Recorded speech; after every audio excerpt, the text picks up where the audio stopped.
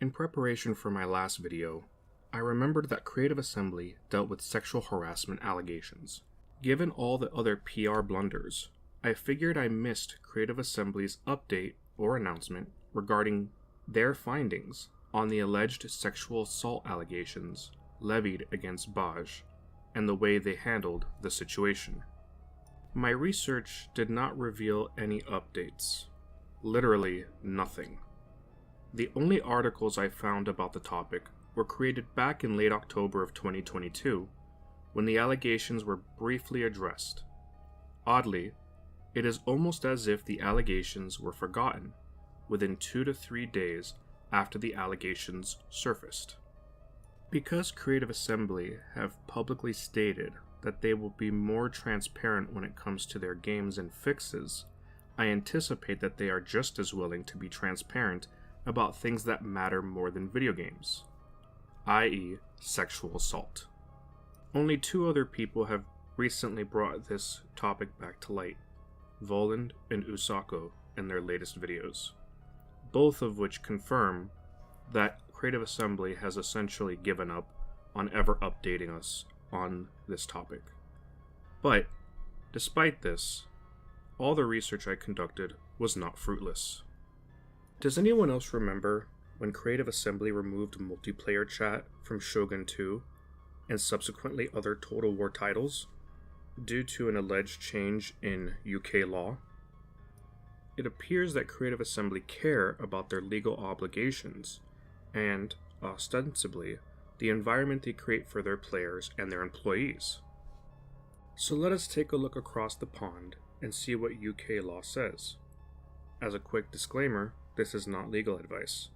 I am not a UK barrister or solicitor. I am simply reading what the UK law is, based on UK sources and articles discussing the laws. Case law or other tribunal interpretations may determine that certain factual scenarios do not qualify as sexual harassment or assault.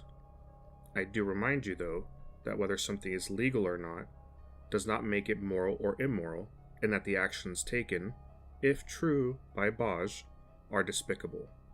Please leave your thoughts and comments below.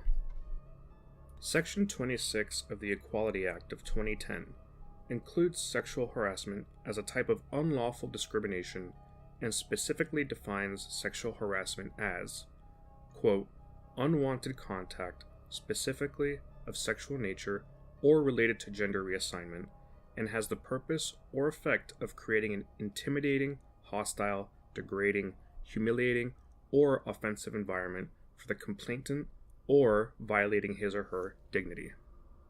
Some forms of sexual harassment are automatically considered a criminal offense under UK laws, including 1. Indecent exposure, 2.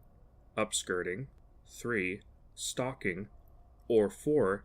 Any sexual harassment involving physical contact which is automatically classified as quote-unquote sexual assault in the UK.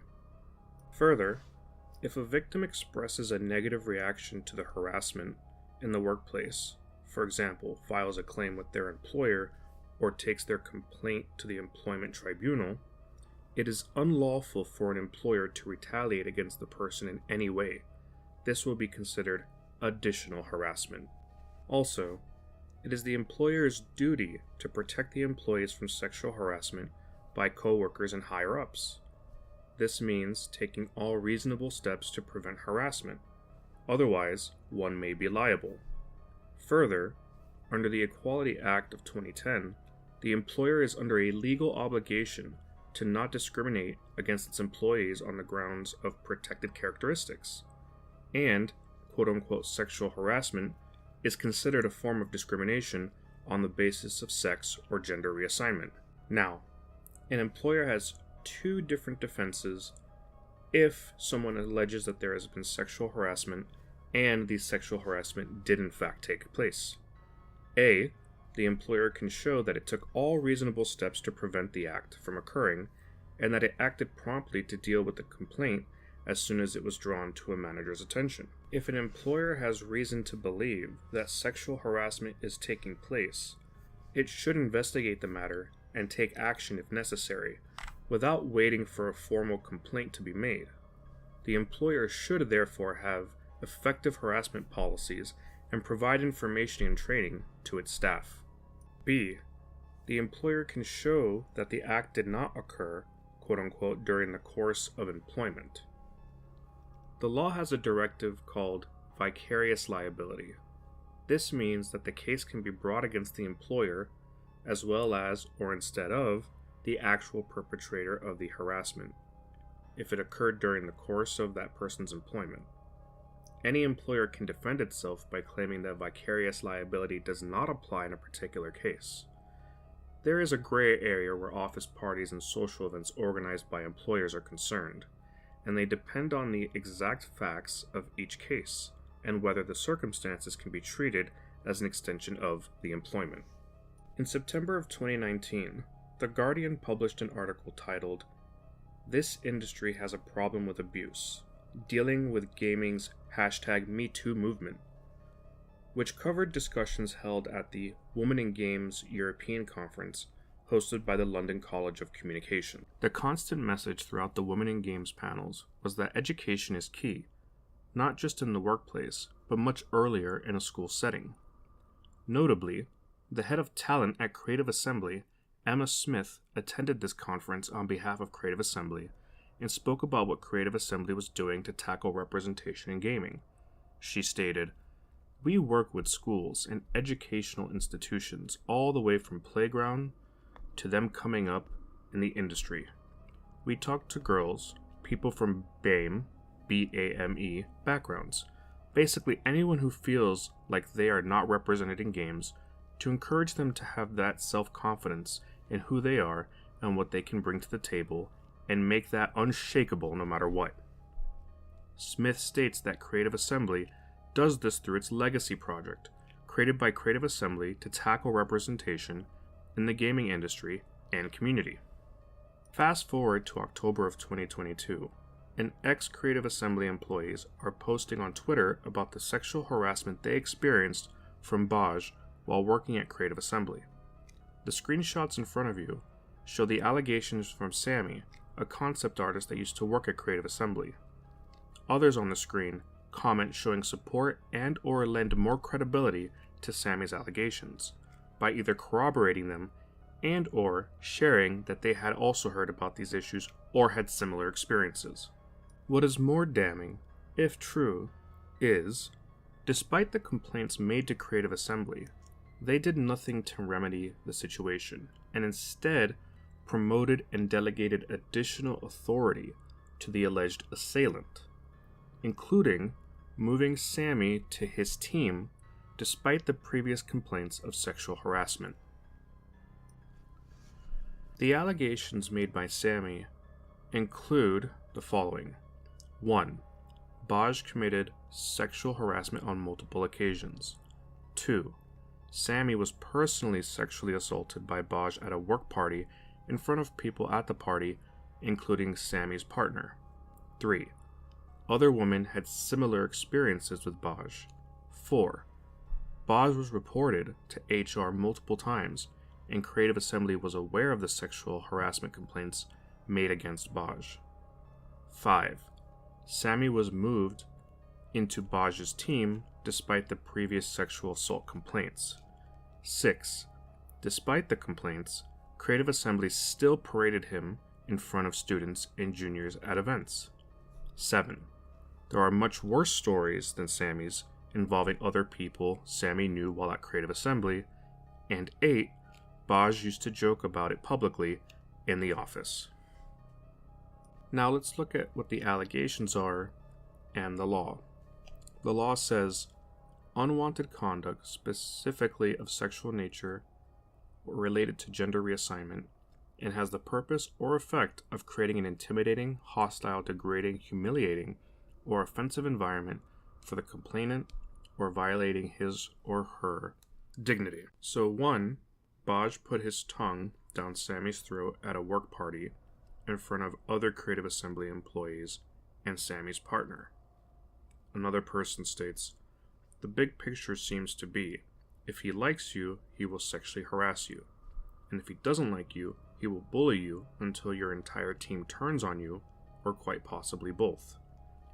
Further, he made people feel like he hated them because they didn't go out drinking. This other person remembers him reviewing portfolios and then looking directly at this person and saying, in front of everyone, "I don't care who we hire, as long as they come out to the pub." Sammy also states, "Baj assaulted me at a party. It was reported. A few months later, I was moved on to his team, working directly under him. There was blatant bullying, and I could only tolerate it for 6 months before leaving." Now, as stated earlier, an employer has 2 types of defenses if the harassment did take place and the employer is being sued for that harassment. 1. The employer can show that it took all reasonable steps to prevent the act from occurring and that it acted promptly to deal with the complaint as soon as it was drawn to a manager's attention.